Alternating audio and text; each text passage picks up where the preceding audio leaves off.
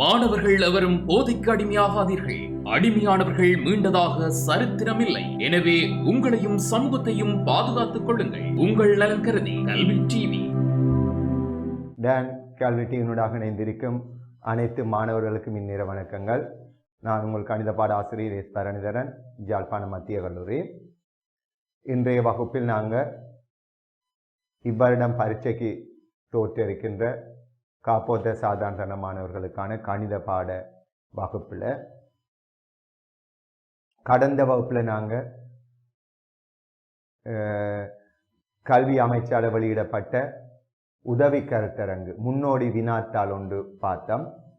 அதில் பகுதி ஒன்று ஏ பகுதியில் 25 வினாக்கள் பார்த்தோம்.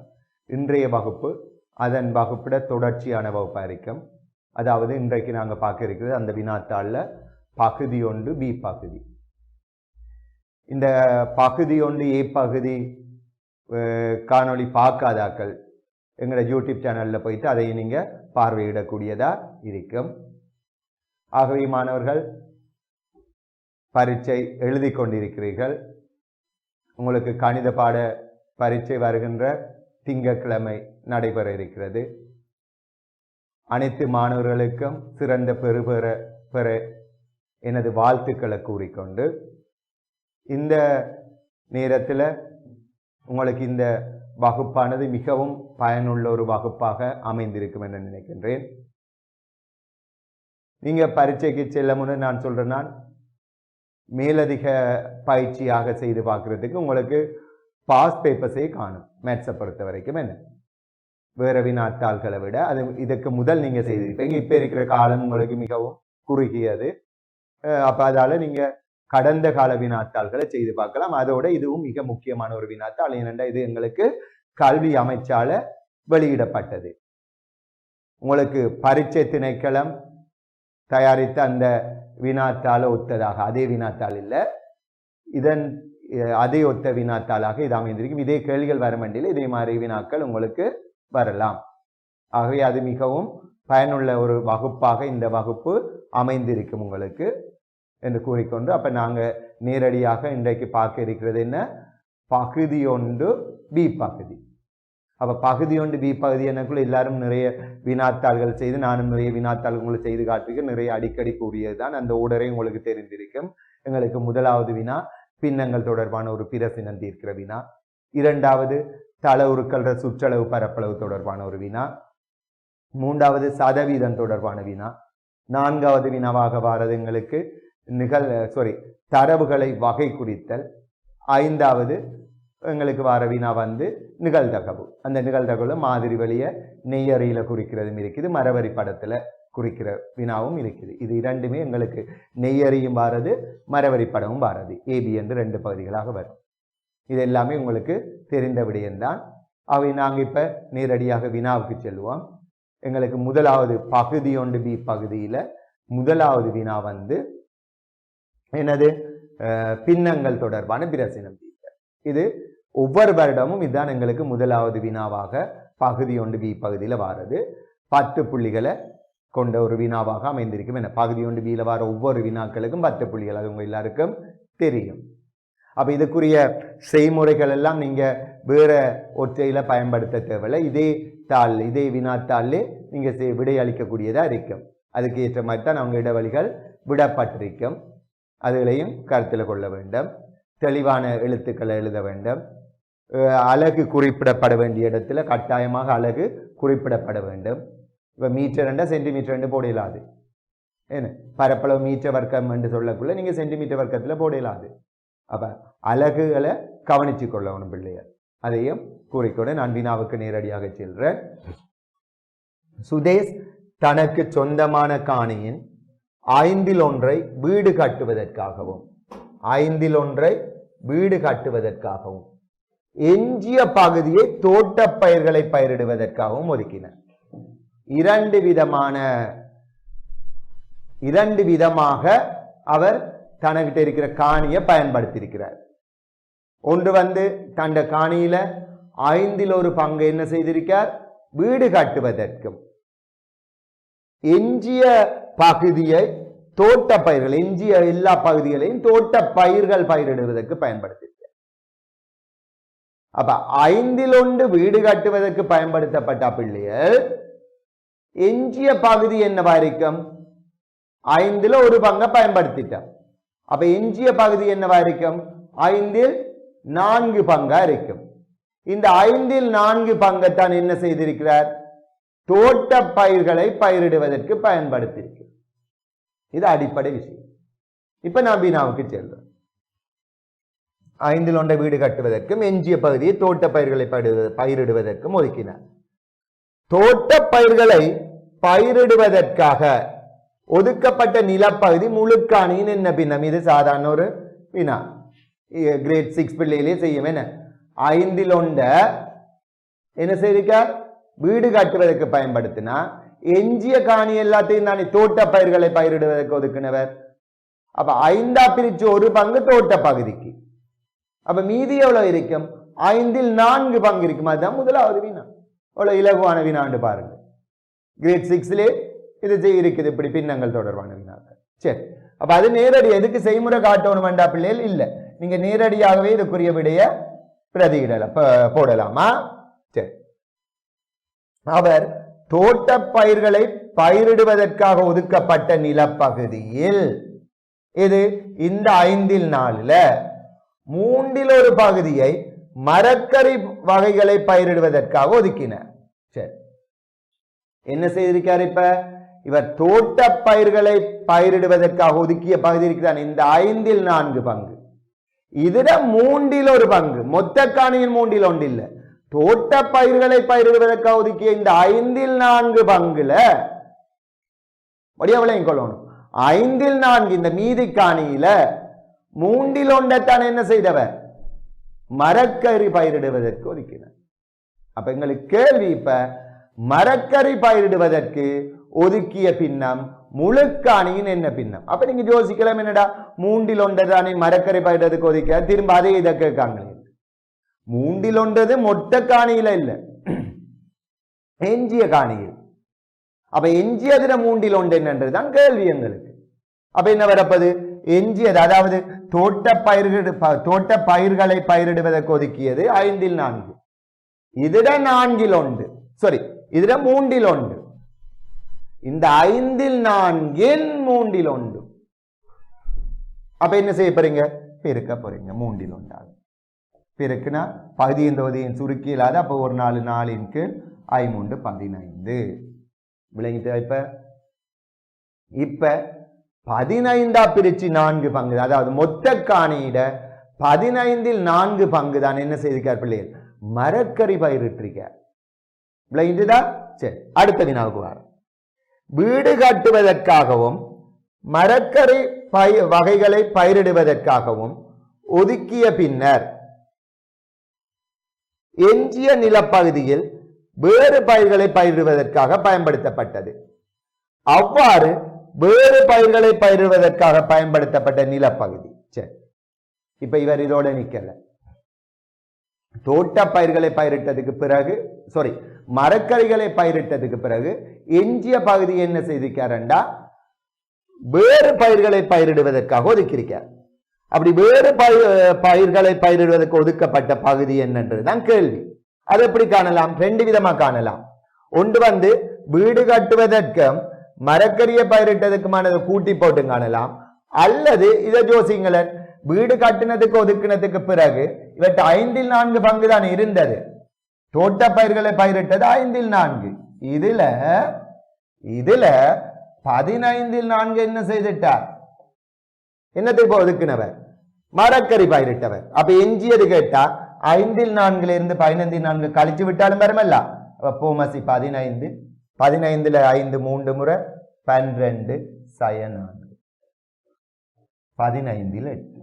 அப்ப மொத்த காணியில 15 8 பங்க என்ன செய்திருக்கார்? இவர் என்ன பயிரிட்டிருக்கார்? வேறு பயிர்களை பயிரிட்டிருக்கிறார். கிளியரா? சரி, அடுத்த வினாக்கு வருவோம். வேறு பயிர்களை பயிரிடுவதற்காக பயன்படுத்தப்பட்ட நிலப்பகுதி வீடு கட்டுவதற்காக ஒதுக்கப்பட்ட நிலப்பகுதியை விட 200 மீட்டர் வர்க்கம் அதிகமெனில் வீடு கட்டுவதற்காக ஒதுக்கப்பட்ட நிலப்பகுதியின் அளவை சதுர மீட்டரில் காணும். இப்படியான பிரசினம் தீர்க்கிற கேள்வியில எங்களுக்கு ஒரு பெருமானம் தரப்படும். நான் அடிக்கடி சொல்றது, ஒரு பெருமானம் தரப்படும். நீங்க செய்ய வேண்டிய வேலை என்ன? அந்த பெருமானத்துக்குரிய பின்னத்தை கண்டுபிடிக்கணும். ஆகவே எங்களுக்கு இங்க தரப்பட்ட பெருமானம் 200 மீட்டர் வர்க்கம். இந்த 200 மீட்டர் வர்க்கம் என்ற காணி என்ன பிள்ளைகள்? 3 விதமானது. ஒன்று வீடு கட்டியிருக்கிற, மரக்கறி பயிரிட்டிருக்கிற, வேறு பயிர்களை பயிரிட்டிருக்கிற. ஆகவே இந்த 200 மீட்டர் வர்க்கம் என்றது இந்த 3 எது அல்லது இந்த 2 ஏதாவது வித்தியாசமா என்றதை பார்ப்போம். அப்ப 200 மீட்டர் வர்க்கம் என்றது என்ன? வேறு பயிர்களை பயிரிடுவதற்காக பயன்படுத்தப்பட்ட நிலப்பகுதி, அதாவது 15/8. வீடு கட்டுவதற்காக ஒதுக்கப்பட்டது 5/1. சரியா? நிலப்பகுதியை விட 200 மீட்டர் வர்க்கம் அதிகம். அப்ப இந்த 200 மீட்டர் வர்க்கம் என்றது என்னத்தை குறிக்குது? வேறு பயிர்களை பயிரிடுவதற்கு ஒதுக்கிய நிலப்பகுதிக்கும் வீடு கட்டுவதற்கு ஒதுக்கிய நிலப்பகுதிக்கும் இடையான என்னத்தை குறிக்கும்? இதை விட இவர் அதிகம், இவரை விட இவர் குறைவு என்று சொல்றது என்னத்தை குறிக்கும்? இரண்டுக்கும் இடையிலான வித்தியாசத்தை குறிக்கும் பிள்ளையர். இப்ப ஒரு பென்சில் விலை 25 ரூபா, கொப்பி ஒன்ற விலை 75 ரூபா. அப்ப பென்சில் விலையை விட கொப்பிட விலை எவ்வளவு அதிகம்? 50 ரூபா அதிகம். அந்த 50 ரூபா அதிகம் என்றது என்னவா இருக்கும்? கொப்பிட விலைக்கும் பென்சில் விலைக்கும் இடையான வித்தியாசமா இருக்குமா இல்லையா? அல்லது கொப்பிட விலையிட பென்சில் விலை 50 ரூபா குறைவு, அங்கேயும் அது வித்தியாசத்தான் குறிக்கும். அப்ப இது வடிவா தெளிவா விளங்கிக் கொள்ளணும். அந்த வித்தியாசம் தான் அது. இந்த கூடுதலாயுதங்களுக்கு ஒருங்கமை சமன்பாடுலையும் இப்படியான வினாக்கள் வாரது. இதை விட இது அதிகம், இதை விட இவர் குறைவு என்னக்குள்ள அந்த வித்தியாசம் தான் அது. அப்ப எந்த பகுதிக்கும் எந்த பகுதிக்கும் இடையிலான வித்தியாசம்?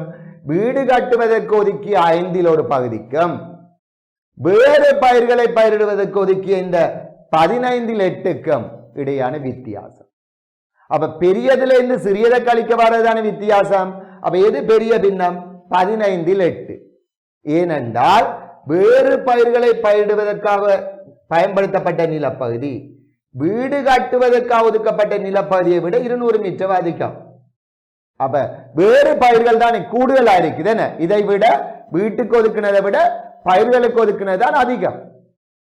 அப்ப பயிர்களுக்கு ஒதுக்கினது, வேறு பயிர்களுக்கு ஒதுக்கினது 15/8 வீடு கட்டுவதற்கு ஒதுக்கின 5/1 கழிக்க வார அந்த வித்தியாசம் தான் 200 மீட்டர் வர்க்கம். அது தெளிவா குறிச்சிட்டீங்கன்னா எந்த வினாவும் செய்யலாம். சரி, அப்ப அதை நோட் பண்ணிக்கொள்வோம். அப்ப 15/8 5/1 வீடு கட்டுவதற்கு இதை கழிப்பா. அப்ப 8 15 போமசி 3 15 எத்தனை பிள்ளைகள்? 5. இதை சுருக்கலாம், 5ஆல் சுருக்குனா 3/1. ஆகவே இந்த 3/1 பங்கு தான் எவ்வளவு பிள்ளைகள்? 200 மீட்டர் வர்க்கம்.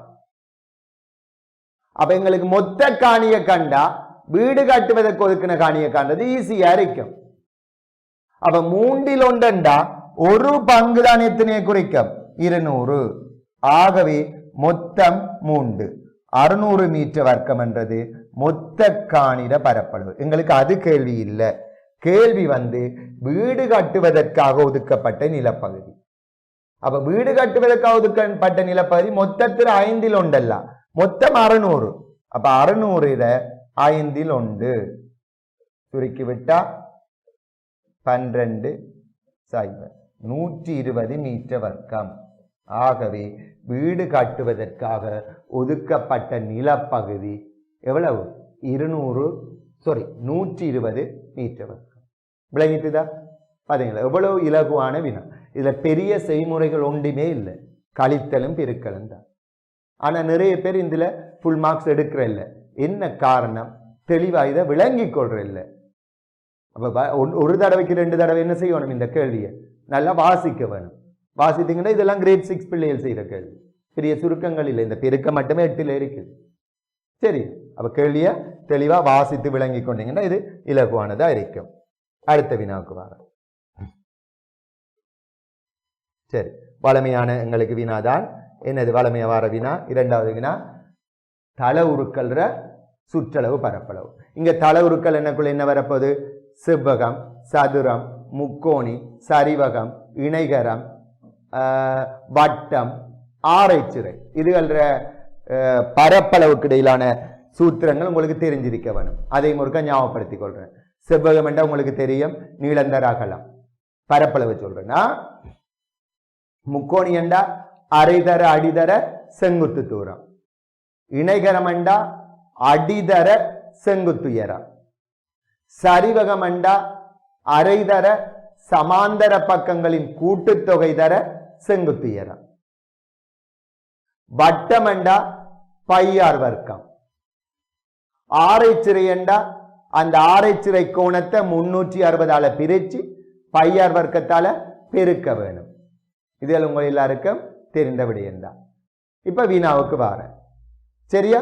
வினா என்னன்னு சொன்னா, உருவில் அரைவட்ட பகுதி பிசிடிஎம், உருவில் அரைவட்ட பகுதி பிசிடிஎம் சரிவகம் ஏபிடியையும் கொண்ட உலோக கம்பியினால் செய்யப்பட்ட சட்டகம் ஒன்று தடித்த வெள்ளை துணியினால் அடைக்கப்பட்ட சுவர் அலங்காரம் ஒன்றும் தரப்பட்டுள்ளது. துணியினால் அடைக்கப்பட்ட சுவர் அலங்காரம் ஒன்று, வெள்ளை துணியினால் அடைக்கப்பட்ட ஒரு சுவர் அலங்காரம் ஒன்று. அப்ப இந்த இங்க எங்களுக்கு என்னென்ன தள உருக்கள் இருக்குது? ஒரு சரிவகமும் ஒரு அரைவட்டமும். இது ஒரு கம்பியால செய்துட்டு ஒரு வெள்ளை துணி, தடித்த வெள்ளை துணியால ஃபுல்லா கவர் பண்ணி இருக்கிறாங்க.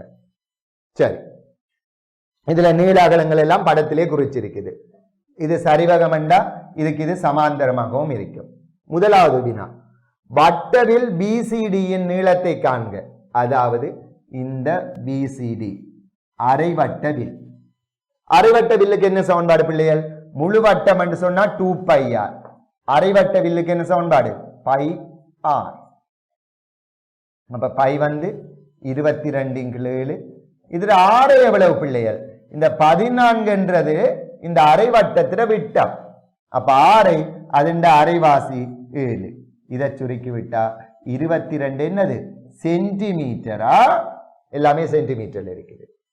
அடுத்தது, ஏயிலிருந்து ஏபிசிடிஇ வழியே அலங்கார பட்டி பொருத்துவதற்கு தேவையான பட்டியின் மிக குறைந்த நீளத்தை காண்க. ஏயிலிருந்து இங்க தொடங்கி ஏபிசிடிஇ வழியே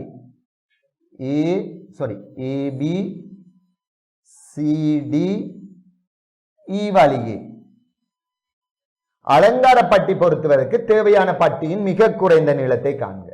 இதை சுற்றி ஏயில தொடங்கியா திரும்ப ஏயில முடியல, ஏயில தொடங்கி இப்படியே சுற்றி வந்து ஈ வரைக்கும் ஒரு பட்டி பொருத்துறாங்க. இவ்வளவுதான். இந்த துண்டு வராதா?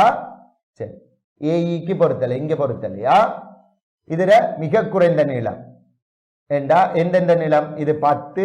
இந்த பிசிடி கண்டுட்டீங்க, இது 23. அவ்வளோத்தையும் கூட்டி விடுறதானே. அப்ப 10 சக 22 சக டி 23. இவ்வளத்தையும் கூட்டுவோம். பட்டியின் மிக குறைந்த நீளத்தை காண்க. சரி, கூட்டிங்கன்னு சொன்னா 45 சென்டிமீட்டர். சரி, அடுத்தது,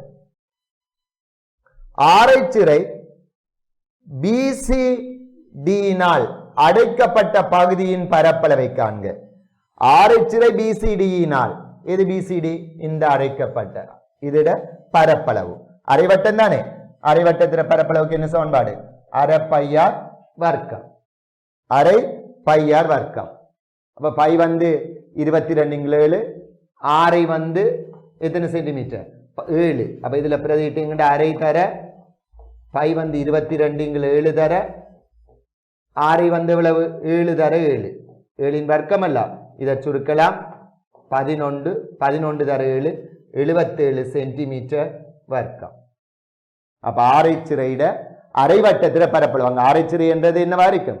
அரைவட்டமா இருக்கும். அடுத்த வினா பிள்ளை,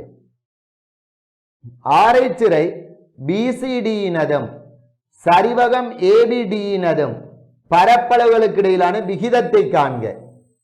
ஆரைச்சிறையிட பரப்பளவுக்கும் சரிவகத்திர பரப்பளவுக்கும் இடையிலான விகிதம். ஆரைச்சிறையிட பரப்பளவு கண்டுட்டோம். இங்க ஆரைச்சிறை என்றது அரைவட்ட பகுதி. அரைவட்ட பகுதியில பரப்பளவு கண்டுட்டோம். அப்ப நாங்க இனி என்னத்தை காணணும்? சரிவகத்திர பரப்பளவு. அப்ப சரிவகத்திர பரப்பளவுக்கு என்ன சமன்பாடு? அரை தர சமாந்தர பக்கங்களின் கூட்டுத்தொகை தர செங்குத்து உயரம். அப்ப சரிவகத்திர பரப்பளவு அரை தர சமாந்தர பக்கங்களின் கூட்டுத்தொகை என்ன? இந்த 23 10 33 தர செங்குத்து தூரம் 14. இதை சுருக்கி விட்டா 7 தர 33. சரியா? கேள்வி ஆரைச்சிறையிடதும் சரிவகம். ஆரைச்சிறையிட பரப்பு தான் முன்னுக்கு போட போறீங்க. 77க்கு சரிவகத்திர பரப்பளவு 33 தர 7 போடுறேன்னா உங்களுக்கு சுருக்கிற ஈஸியாக இருக்கிறதுக்காக இது ரெண்டையும் 11ஆல சுருக்கலாம். 7 முறை, இங்க 3 முறை. இந்த 7ஐயும் 7ஐயும் சுருக்கலாம். 1. அப்ப 1 3க்கு 1 3. அப்ப அதை நீங்க 33 7ஆல பெருக்கி போட்டு செய்யலாம். ஆனா அதை இப்படி சுருக்கம் இந்த மாதிரி சுருக்கிறது ஈஸியா இருக்கும். சரி, அடுத்த வினாவுக்கு வர. முழு அலங்காரத்தின் பரப்பளவு BFனால் இரு சம பகுதிகளாக வேறாக்கி கருப்பு நீலம் ஆகிய வர்ணங்களை பூச வேண்டும். DEயின் மீது Fன் அமைவை அளவீடுகளுடன் குறிக்க. என்ன சொல்லியிருக்குது? முழு அலங்காரத்தினதும் பரப்பளவு BFனால் இரு சம பகுதிகளாக வேறாக்கி 2 நிறம் பூசுறாங்க, கருப்பு நீலம் ஆகிய வர்ணங்களை பூச வேண்டும். DEயின் மீது Fன் அமைவை அளவீடுகளுடன் குறிக்க. படத்துல வரனா இந்த முழு அலங்காரத்திலே பரப்பளவையும் அரைவாசியாக்க போறாங்களாம். அரைவாசியாக வருமாறு என்ன செய்திருக்காங்க? F என்றது DE மீது இருக்குது. இந்த நீளம் என்னன்னு நீங்க கண்டுபிடிக்க வேணும். சரியா? அப்ப அதுக்கு என்ன செய்ய வேணும்? இதோட மொத்த பரப்பளவு அரைவாசி. அப்ப மொத்த பரப்பளவுன்றது என்ன பிள்ளைகள்? சரிவகத்தின் பரப்பளவும் எதிர பரப்பளவும் இந்த அரைவட்டத்திர பரப்பளவும். சரி, இந்த அரைவட்டத்திர பரப்பளவுட சரிவகத்திர பரப்பளவுக்கும் அரைவட்டத்திர பரப்பளவுக்கும் இடையிலான விகிதம் 3:1 கண்டு பார்த்தோம். இது ஒரு பங்கு ஏற்கனவே. சரியா? இந்த ஒரு பங்கு எங்களுக்கு எவ்வளவு வந்தது? 77 வந்தது. இது 77 தர 3 வந்தது. ஆகவே இந்த 77 3 பங்கு 4 பங்கல்ல 4 2 ஆக்க வேணும். 4 பங்கை 2 ஆக்க வேணும்னு சொன்னா இது இந்த சரிவகத்திர அரைவாசியை இங்க எடுத்தோம்டா சரிதான். எங்களுக்கு சொன்ன விளங்குதா? இதர பரப்பளவு போல இது 3 மடங்கு தானே. அப்ப இதுல ஒரு பங்கு எடுத்து விட்டோம்டா 2 பங்கு இங்க வரும், இங்க 2 பங்கு இருக்கும். அப்ப இந்த முக்கோணிட பரப்பளவு என்ன வரப்போகுது பிள்ளைகள்? 77 வர வேணும். 77 வர வேணும்டா இந்த DF அப்ப அரைதர அடி DF போடுற தர செங்குத்து தூரம் 14. இது முக்கோணிட பரப்பு. இந்த முக்கோணிட பரப்பு என்ன வர வேணும்? 77 வர வேணும். இதை சுருக்குவோம். 7 கொண்டு பிரிச்சு விட்டா DF 11 சென்டிமீட்டர். அதை குறிக்கணும் கட்டாயம். இது 11 சென்டிமீட்டர். சொன்ன விளங்கிட்டுதா? அப்ப திரும்ப ஒருக்கா சொல்றேன் என்னண்டு, இந்த மொத்த பரப்பளவை அரைவாசியாகுமாறு இந்த BF என்ற ஒரு கோடு வரைகிறாங்க. அந்த F என்ற கோடு DE மீது இருக்குதான். அந்த F அமைவிடத்தை அளவீடுகளுடன் படத்தில் குறிக்க வேண்டும். அப்ப எங்களுக்கு அரைவட்டத்திர பரப்பளவு போல 3 மடங்கு தான் சரிவகத்திர பரப்பளவு. ஆகவே அரைவட்டத்திர பரப்பளவு போல இன்னொரு பங்கு வருவாரண்டா 2 இந்த உருவமும் இந்த நிலற்றிய உருவமும் இந்த நிலற்றப்படாத உருவமும் என்னவாக இருக்கும்? அரைவாசியா இருக்கும். மொத்தம் 4 பங்கு, அதுல 2 பங்கு தான் அரைவாசி. அதுல ஒரு பங்கு சரிவகம், அரைவட்டம். அதே மாதிரி இன்னொரு பங்கு வர வேண்டும். ஆகவே எங்களுக்கு இங்க இது ஒரு செங்கோண முக்கோணியால வர இந்த செங்கோண முக்கோணில பரப்பளவு என்னவா இருக்கணும்? அரைவட்டத்திர பரப்பளவுக்கு சமனா இருக்கணும் பிள்ளைகள். விளங்கிட்டா? கிளியரா? சரி, அடுத்த வினாவுக்கு வருவோம்.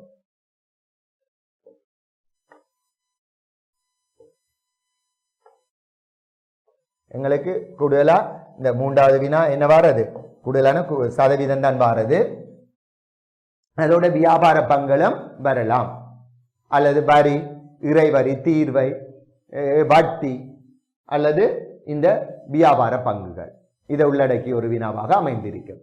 சரி, அந்த வகையில் எங்களுக்கு இங்க வந்தது வியாபார பங்கும் இறைவரியும் வந்திருக்குது. கேள்விக்கு வர, சல்மான் பங்கு ஒன்றிற்கு ரூபாய் 4 பங்கு லாபம் வழங்கும் கம்பெனி ஒன்றின் சந்தை விலை 40 ஆக உள்ள பங்குகளை கொள்வனவு செய்வதற்கு 96,000 முதலீடு செய்கிறார். 3 விஷயம் சொல்லியிருக்குது. கம்பெனி வழங்குற பங்கு லாபம் சொல்லியிருக்குது. அடுத்தது ஒரு பங்கு என்ன விலைக்கு வாங்கினார் என்று சொல்லியிருக்குது, சந்தை விலை சொல்லியிருக்குது. அடுத்தது அதற்கு எவ்வளவு முதலீடு செய்தார் என்று சொல்லியிருக்குது. 3 தரவுகள் இங்க எங்களுக்கு தரப்பட்டிருக்கு பிள்ளைகள். முதலாவது வினா, குறித்த கம்பெனியில் கொள்வனவு செய்த பங்குகளின் எண்ணிக்கை. அப்ப பங்குகள் எண்ணிக்கை எப்படி காண்ற பிள்ளைகள்? முதலீட்ட என்ன செய்யணும்? முதலீட்ட நாங்க சந்தை விலையால பிரிக்க வேணும். அப்ப முதலீட்ட சந்தை விலை, முதலீடு 96,000, இது சந்தை விலை 40 ரூபாய்க்கு வாங்கினார் ஒரு பங்கு. அப்ப 40 ரூபாய் படி வாங்குறதுக்கு 96,000 ரூபாய் முதலீடு செய்தார். அப்ப எத்தனை பங்கு வாங்கி இருப்ப? 0 4ஆல சுருக்கலாம், 20, 2, 8, 14, 4. அப்ப 2,400 பங்குகள் வாங்கியிருப்பார். ரூபாய் இல்லையா? 2,400 பங்குகள். அடுத்த கேள்வி, அவருக்கு கிடைக்கும் வருட பங்கு லாபத்தை காண்க. பங்கு லாபம் எப்படி காணலாம்? ஒரு பங்குக்கு கிடைத்த லாபம் 4 ரூபாய். ஆகவே 2,400 பங்குக்கு கிடைத்த லாபம் 2,400 தர 4. இதை பெருக்கி விட்டா நாங்க 16, 1 மிச்சம், 4 2 8 1 9 2 0. எவ்வளவு வருது? 9,600 ரூபாய் லாபம் கிடைக்குது. சொன்ன விளங்கிட்டுதா? அப்ப ஒரு பங்குக்கு கிடைத்த லாபம் 4 ரூபாண்டா, இவருக்கு சொந்தமா இருக்கிற பங்குகள் 2,400 பங்குகள். அப்ப 2,400 பங்குகளுக்கும் எவ்வளவு லாபம் கிடைக்கும்? பங்குகள் எண்ணிக்கை தர ஒரு பங்கு லாபம், ஒரு பங்குக்குரிய லாபத்தால பெருக்குவோம். சரி, வருட முடிவில் பங்கு லாபத்தை பெற்ற பின்னர், இந்த 99,600 பெற்ற பின்னர் அவரது சகல பங்குகளையும் விற்பதனால் ரூபாய் 36,000 முதலீட்டு லாபமாக பெறுகிறார். முதலீட்டு லாபம் என்றது என்ன பிள்ளைகள்? மூலதன லாபம் தான் இங்க முதலீட்டு லாபம் என்று சொல்றாங்க. புது டேம் ஒன்று. நாங்க வளமையா மூலதன லாபம் என்று படிச்சிருக்கிறோம். அது என்னடா முதலீட்டு லாபம் என்று யோசிப்பீங்க. முதலீடு செய்த தொகைக்கான முதலீடு செய்தத மூலதனம், அதானே மூலதனம். அப்ப முதலீடு மூலதனம் ஒன்றுதான். அப்ப மூலதன லாபத்தை தான் இங்க என்ன செய்யிருக்க? முதலீட்டு லாபம் என்று சொல்லியிருக்க. கேள்வி எங்களுக்கு கிடைத்த மூலதன லாபம், அதாவது முதலீட்டு லாபம் 36,000 எனின் பங்கு ஒன்று விற்கப்பட்ட விலையை காண்க. அப்ப 2,400 பங்குகளையும் விற்கிறதால அவருக்கு கிடைத்த மூலதன லாபம், கம்பெனி 2 விதமான லாபத்தை கிடைக்கும். அவருக்கு அந்த பங்கு லாபத்தில் 2 விதமான லாபம் கிடைக்கும் பங்கு சந்தையில். ஒன்று என்னது? பங்கு லாபம், அடுத்தது மூலதன லாபம். பங்கு லாபம் என்றது என்ன? பங்குகளை ஒரு கம்பெனியில வாங்கும் போது கம்பெனி எங்களுக்கு கொடுக்கிற லாபம் பங்கு லாபம். பங்குகளை நாங்க இன்னும் ஒரு ஆளுக்கு விற்கும் போது அதால கிடைக்கிற மேலதிக லாபம் மூலதன லாபம் அல்லது முதலீட்டு லாபம். சரியா? ஆகவே எங்களுக்கு 2,400 பங்கை விற்கிறதால 36,000 ரூபாய் லாபம் கிடைச்சா ஒரு பங்குக்குரிய லாபத்தை காணுவோமே. ஒரு பங்குக்குரிய மூலதன லாபம் 36,000 2,400 பிரிப்போம். 2 0 12 பிரிச்சா 2, 12 பிரிச்சா 3, 32 பிரிச்சா 15 ரூபா. இந்த 15 ரூபான்றது என்ன பிள்ளைகள்? ஒரு பங்குக்கான மூலதன லாபம். அதாவது ஒரு பங்க மேலதிகமா 15 ரூபாய் லாபம் வைத்து விற்க.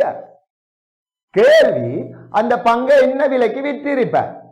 ஒரு பங்கு என்ன விலைக்கு வேண்டினவர் 40 ரூபாய்க்கு வாங்கி 15 ரூபாய் லாபம் வைத்து விற்காரண்டா ஒரு பங்கு என்ன விலைக்கு விற்றிருப்பார்? 40 பிளஸ் 15 ரூபாய் 55க்கு விற்றிருப்பார். இதுதான் சரியா? அடுத்த வினாக்கு வருவோம். இதை தொடர்ச்சி பி பகுதியை பாருங்க. பி பகுதி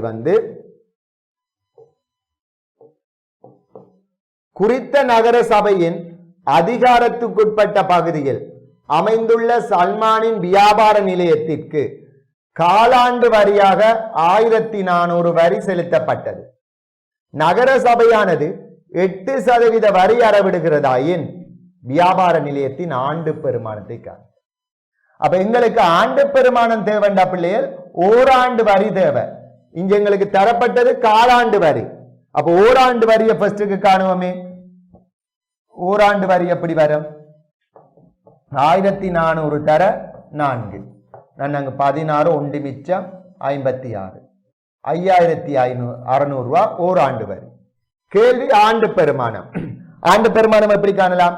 8 ரூபாய் வரியாக செலுத்தணும். ஆண்டு பெருமானம் 100 இருக்க வேணும். ஆகவே 56000 செலுத்த வேணும். 5600 செலுத்த வேணும். 8ஆல் சுருக்கலாம். 7 8 56, அப்ப 700 100 70000 ரூபாய். இவர் என்ன வரைக்கும் அந்த வீட்டிட அந்த கடையிட ஆண்டு பெருமானமா இருக்கும் வியாபார நிலையத்தின். அல்லது நீங்க வரி தெரிஞ்சா 56000, சில பேர் இப்படியும் செய்வீங்க. ரூபாய் 56000 என்று 5600 என்று சொல்றது ஓராண்டு வரி. ஓராண்டு வரி எப்படி காண்ற? 100 மேல் சதவீதம் 8 தர ஆண்டு பெருமானத்தை எக்ஸ்டெண்ட் போட்டு செய்யலாம் பிள்ளைகள். அப்படியும் சில பேர் செய்து பழகிற. நீங்க அப்படி செய்தாலும் ஒரே விடதான் வருமா? சரி. நகர சபையானது ஜனவரி 31ஆம் தேதிக்கு முன்னர் ஆண்டு வரியை ஒரே தடவையில் செலுத்துவோருக்கு ஆண்டு வரி பணத்தில் 10% கழிவு கொடுக்கின்றது. சல்மான் தனது வரிப்பணத்தை ஜனவரி 31க்கு முன்னர் ஒரே தடவையில் செலுத்துகின்றாராயின் அவர் செலுத்த வேண்டிய இறைவரி பணம் ஜனவரி 31ஆம் தேதிக்கு முதல் ஒரே அடியாக நீங்க அந்த ஆண்டு வரியை கட்டினா, அதாவது எவ்வளவு ஆண்டு வரி? இந்த 5600ஐயும் ஒரே தடவையில நீங்க கட்டினீங்கன்னா உங்களுக்கு 10% டிஸ்கவுண்ட் இருக்குது. அப்படின்னு சொன்னா இவ்வளவு கட்ட வேணும் என்றுதான் கேள்வி. அப்ப 10% டிஸ்கவுண்ட்டா 100 ரூபாய் வரியா இருந்தா 90 ரூபாய் கட்டினா காணும் 10% குறைச்சி. ஆகவே 56000க்கு 5600க்கும் இவ்வளவு செலுத்த வேண்டும். 2 0 6 9 54 5 மிச்சம் 9 5 45 5 50 என்ன 50 ஒரு 0 எவ்வளவு கட்டினா சரி 5040 ரூபாய் செலுத்தினா சரி. ஒரே தடவையில கட்டினா எத்தனை வீத டிஸ்கவுண்ட்? 10% கழிவு. அப்ப 100 ரூபாய் உங்களோட வரி பணமா இருந்தா 90 ரூபாய் செலுத்தினா சரி. ஆகவே 5600 தானே ஆண்டு பெருமானம். சாரி, ஆண்டு வரி. ஓராண்டு வரி தான் போடணுமா? காலாண்டு வரி போடுற இல்ல, ஓராண்டு வரி. அதுல சொல்லி இருக்குது ஆண்டு வரியை என்றான் சொல்லி இருக்குது ஒரே தடவையில் செலுத்தினா. அப்ப இதை சுருக்கிட்டீங்கன்னா 5040 ரூபாய் வருது. விளைந்த பிள்ளைகள். அப்ப இதுவரைக்கும் நாங்க 3 வினாக்கள் பகுதி 1 B பார்த்திருக்கோம். இதுல தொடர்ச்சியை அடுத்த வகுப்புல பார்ப்போம். கல்வி டிவியில் புத்தம்புது நிகழ்ச்சிகளை உடனுக்குடன் பார்த்து மகிழ எமது Facebook மற்றும் YouTube பக்கத்தை லைக் செய்யுங்கள்.